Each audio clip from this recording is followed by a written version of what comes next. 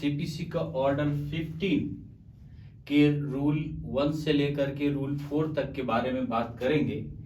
इसका ऑर्डर 15 जो है वो प्रथम सुनवाई में वाद का निपटारा के बारे में बात करता है कि फर्स्ट डेट में, प्रथम तिथि में केस का निपटारा कैसे किया जाएगा। अब प्रथम तिथि के बारे में कंफ्यूजन होता है कि फर्स्ट डेट में, सपोज करो केस फाइल किया गया तो उसी दिन तो पहली डेट होगी, तो उस दिन क्या निपटारा किया जाएगा, ऐसा नहीं है।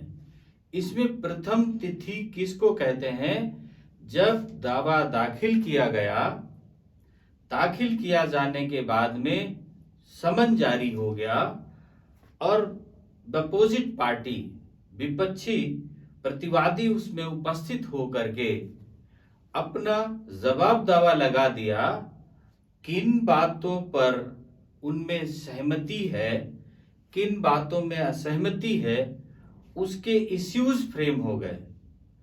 अब इश्यूज फ्रेम होने के बाद जो डेट लगेगी, उस डेट पर सारे इश्यूज का निपटारा एक साथ कर दिया जाएगा।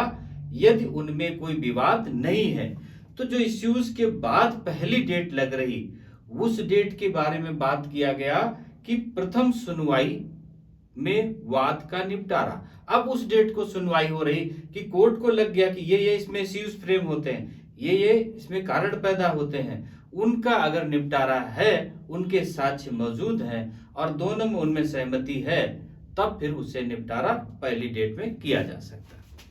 तो अब इसमें रूल 1 कहता है पार्टीज नॉट एट इश्यू, जब पक्षकारों में कोई विवाद नहीं है। अब दोनों पक्षकार, अब ये बात हुई कि जब वाद को दाखिल किया गया और उसमें जो अपोजिट पार्टी है, प्रतिवादी है या प्रतिवादी गण है, वो उपस्थित हो गए।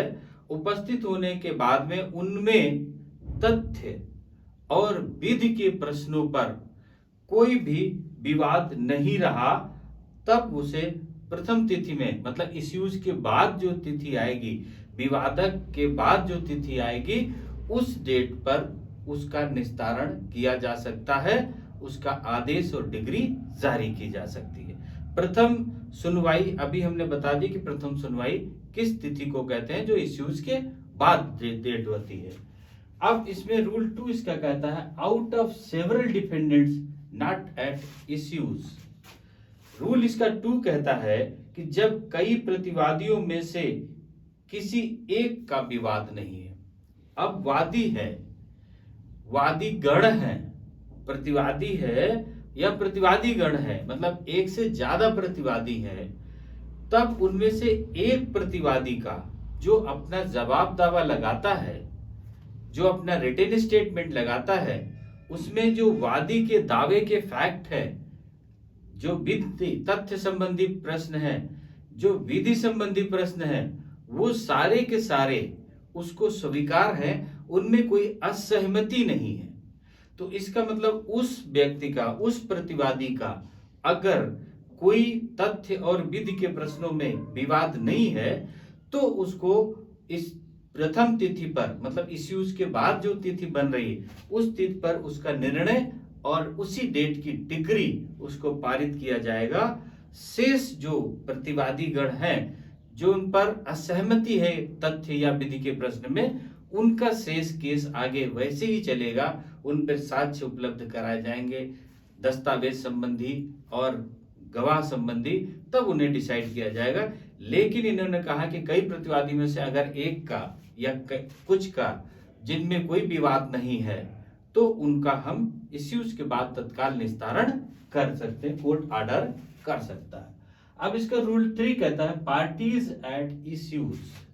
इसका रूल 3 कहता है जब पक्षकारों में विवाद है, जब पक्षकारों में विवाद है, तब कैसे निपटारा होगा।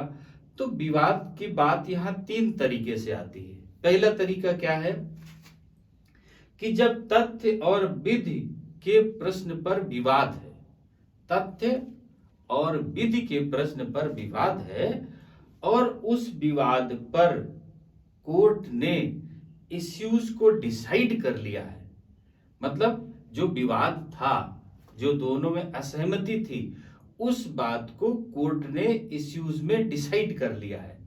अगर कोई इश्यूज डिसाइड कर लिया है और पक्षकारों से पूछता है कि क्या इसके बाद में कोई और तुम्हें साक्ष्य देना है, और पक्षकार और साक्ष्य देने से मना कर देते हैं, तब उसे तत्काल आदेश निर्णय सुना देना है और उसी तिथि को उसकी डिक्री जारी कर देना।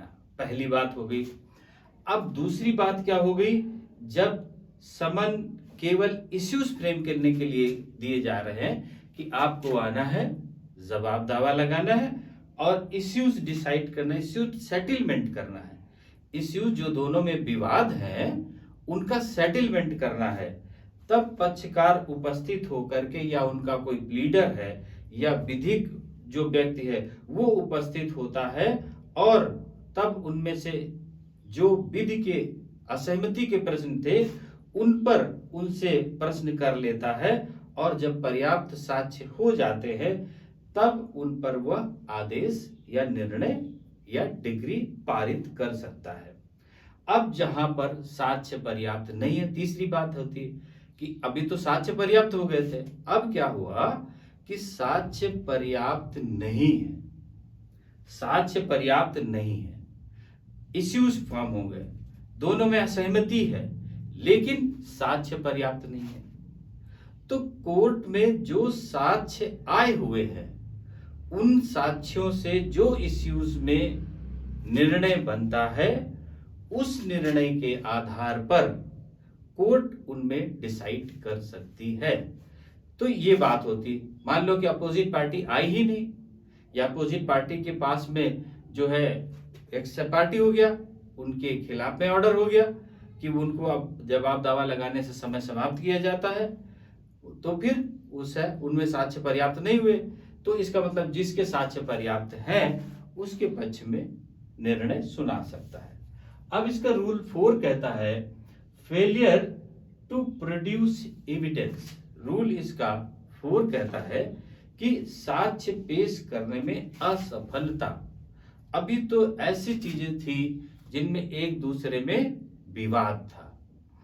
अब ऐसे कोई केस हैं जिनमें पहली डेट में या जिनमें केवल इसलिए समन जारी किया जाता है कि कोई साक्ष्य हो तो वो पेश कर दे। सपोज करते हैं कोई व्यक्ति अगर मूंगफली बेच रहा स्टेशन पर और गलत जगह पर है, या कोई ऐसा कार्य कर रहा है जैसे एग्रीमेंट बन गया और एग्रीमेंट के आधार पर वो पहुंचता है। अब कोर्ट एक डेट में बोलती है कि अगर आपके पास कोई साक्ष्य है, वो साक्ष्य लेकर के मतलब इस बात के लिए समन जारी करता है कि इसका अंतिम निपटारा करना है, तो जो साक्ष्य आपके पास है वो साक्ष्य उपलब्ध करा दे। रूल 4 में कहते हैं कि अंतिम निपटारा करने के लिए कोर्ट समन जारी करती है कि आपके पास में जो भी साक्ष्य हैं वो साक्ष्य लेकर के कोर्ट के समक्ष उपस्थित हो जाए। तो कोर्ट अगर कोई पक्षकार साक्ष्य पेश करता है तो उन साक्ष्यों पर, अगर साक्ष्य नहीं पेश करता है तो जितने साक्ष्य मौजूद हैं या कोर्ट अपने विवेक से जो उचित समझती है वो तुरंत निर्णय सुना देगी और उसी डेट को उसकी डिक्री पारित हो जाएगी। इसमें रूल 4 में कहता है कि अगर रूल 4 में क्या कहा, इश्यूज के बेस पर अब इसको विवादक को निपटारा किया जाएगा, लेकिन उसके बाद नहीं होगा, मतलब उसको फर्स्ट डेट में निपटारा कर दिया जाएगा।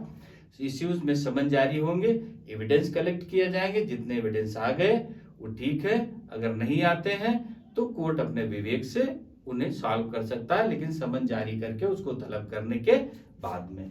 तो अभी इसमें रूल 1 से लेकर के रूल 4 तक जो प्रथम तिथि को केस को निपटारा करना था उसमें बताया गया, और इस तरीके से प्रथम तिथि हमने बताया, प्रथम तिथि कौन होती, इश्यूज फ्रेम करने की बात की तिथि को प्रथम तिथि कहते हैं। तो अब ये इसमें से रूल 1 से लेकर के 4 तक जो ऑर्डर 15 के हैं क्लियर हो गए होंगे। अब रूल 16 हम नेक्स्ट पार्ट में डिस्कस करेंगे। ओके, थैंक यू, जय हिंद।